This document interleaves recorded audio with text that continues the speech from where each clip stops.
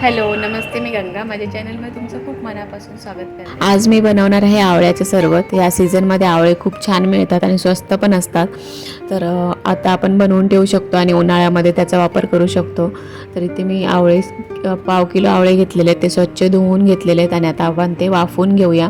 तर 15 मिनिटांसाठी मी हे आवळे वाफवून घेतलेत आणि ते थंड करून घेतलेले आहेत. आणि आवळे छान शिजल्यानंतर बघा बिया त्याच्यामधल्या सहज निघतात.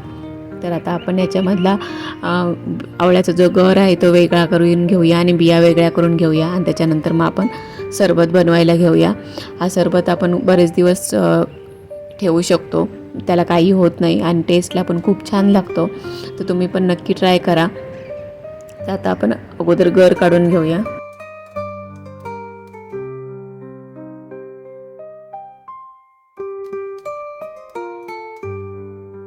तर ते मी सगळ्या आवळ्याचा गर काढून घेतलेला आहे आणि पाव किलो आवळ्यासाठी आपल्याला 2 ते 3 लिंबाचा रस लागणार आहे, 7-8 मिरी लागणार आहेत आणि एक 50 ग्रॅम होईल एवढं आलं लागणार आहे. तर ह्याच्यामुळे टेस्ट खूप छान लागते. तर आता आपण हे सगळे पदार्थ जे आहेत ते मिक्सरमध्ये बारीक करून घेऊया. लिंबाचा रस आपण वरून नंतर घालू शकतो. तर अगोदर मी आलं बारीक करून घेते, कारण आवळा आपण शिजवलेला आहे तो लगेच त्याची पेस्ट होणार. तर म्हणून मी अगोदर आलं फिरवून घेतलेलं आहे आणि त्याच्यानंतर मग आपण आवळा घालूया मिक्सरमध्ये आणि बारीक पावडर त्याची पेस्ट करून घेऊया.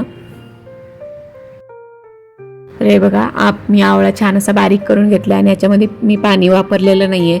तर नंतर मी थोड्या वेळाने जो आपण लिंबूचा रस काढून ठेवलेला होता 2 लिंबांचा, तर तो घातलेला आहे आणि त्याच्यामध्ये आपल्याला मीठ घालायचं आहे चवीनुसार आणि ते परत एकदा फिरवून घ्यायचं आहे.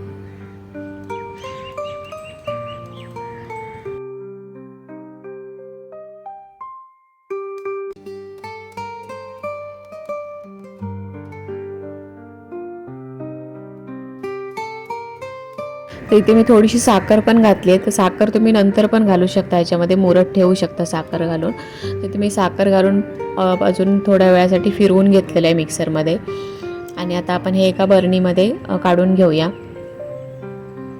वाटल्यास तुम्ही हे गाळून पण घेऊ शकता किंवा नंतर जेव्हा आपण सरबत बनवणार तेव्हा पण गाळून घेऊ शकता किंवा नाही गाळलं तरी चालेल, असं पण खूप छान लागतं. मी बरणीमध्ये एका भरलेलं आहे. आता ह्याच्यामध्ये आपल्याला साखर अजून घालायची आहे, कारण आपण नंतर साखर वापरणार नाही आहोत सरबत बनवताना.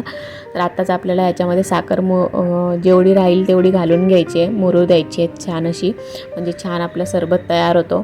तर मी अजून ह्याच्यामध्ये साखर ॲड केलेली आहे. तुम्ही साखरेऐवजी गूळ वापरलं तरी चालेल. आणि आता आपल्याला हे मिक्स करून असंच ठेवून द्यायचं आहे. मग त्यावेळी आपल्याला साखर ॲड करायची गरज नाही पडत. तर आता आपण हे असंच साखर मिक्स करून ठेवून द्यायचं आहे.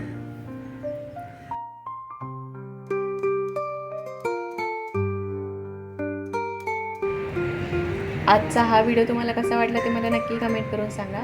हा व्हिडिओ जर आवडला असेल तर व्हिडिओला लाईक करा, शेअर करा आणि माझ्या चॅनलला जर तुम्ही अजूनपर्यंत सबस्क्राईब केलं नसेल तर प्लीज सबस्क्राईब करायला विसरू नका. सोबतच बेल आयकॉन पण प्रेस करा, म्हणजे मी जे पण व्हिडिओ अपलोड करेन त्या सगळ्या व्हिडिओचं नोटिफिकेशन तुम्हाला मिळेल आणि तुम्ही माझे सगळे व्हिडिओ बघू शकाल. थँक्यू.